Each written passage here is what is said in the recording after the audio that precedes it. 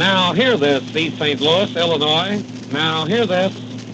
This is Coast Guard radio reporter Michael Spatz, bringing to you from the Pacific area an interview with a Coast Guard invader from Illinois, city of East St. Louis.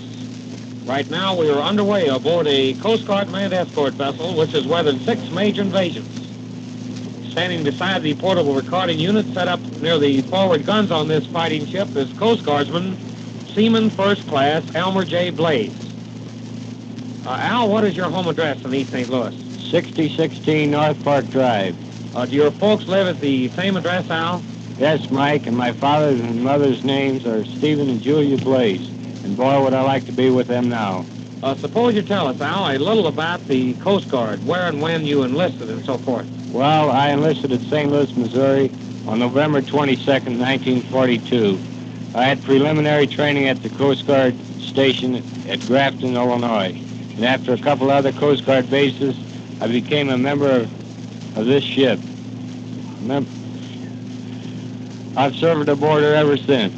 Now about your combat activities.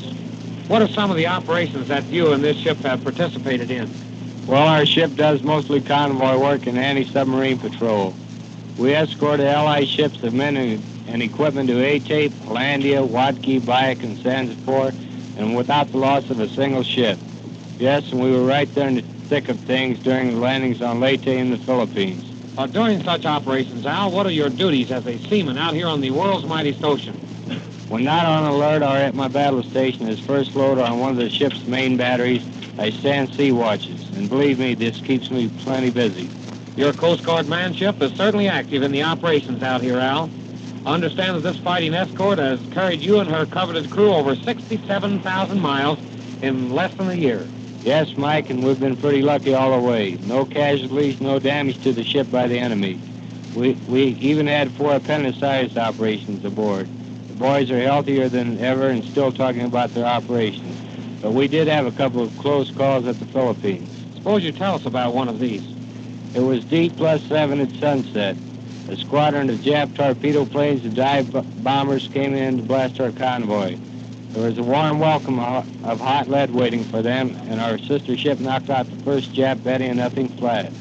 The NIP ship fell dangerously close to our port quarter, burst into flames, and sank.